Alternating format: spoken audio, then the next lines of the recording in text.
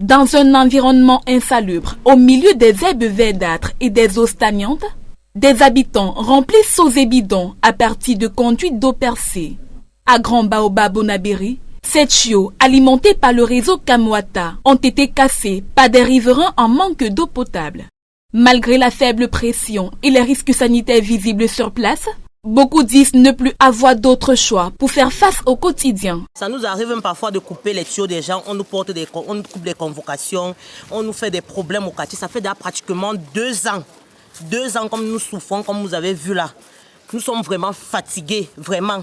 Il faut que vous voyez vraiment notre situation parce que ça fait déjà vraiment 2 ans.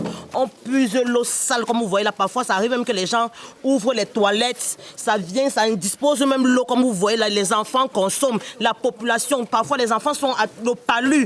Tout, on souffre tous les jours, nuit et jour. Parfois, vous nous coupez même la lumière. L'eau là, ça fait même 1 semaine. À Bonamoussadi, lieu dit Bonangang Baoba, les réserves d'eau sont désormais indispensables dans plusieurs concessions. Certains ménages affirment vivre depuis plus de 10 ans sans eau potable régulière. Plusieurs familles disent désormais acheter de l'eau minérale, jugeant l'eau de forage impropre à la consommation. Environ 15 ans que je n'ai pas de l'eau de la SNEC Kamwata. Pour boire avec mes enfants, tous les jours j'achète un bidon d'eau, ce qui me devient très pénible. Parce qu'avant, quand ils buvaient l'eau de forage, ils étaient malades tout le temps. J'étais donc été obligé de me retourner vers l'eau minérale. Très tôt le matin, vers 6h, 6h30, il y a déjà les gens qui sont remplis pour puiser de l'eau. Tout un rang. Tu vois une personne vient avec 15 bidons, il faut puiser. Même scène à Bépanda, Carrefour Chao, où citernes, bassines et récipients de récupération d'eau de pluie occupent désormais les vérandas de nombreuses habitations.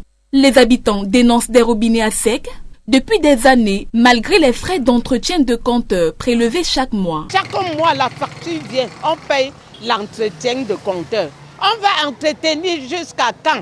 Voici 2 ans que je paye.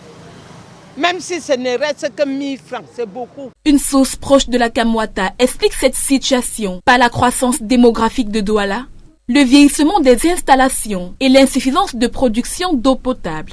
Concernant les frais liés au compteur, elle précise qu'ils relèvent des clauses prévues dans les contrats d'abonnement et ne correspondent pas à une facturation de consommation.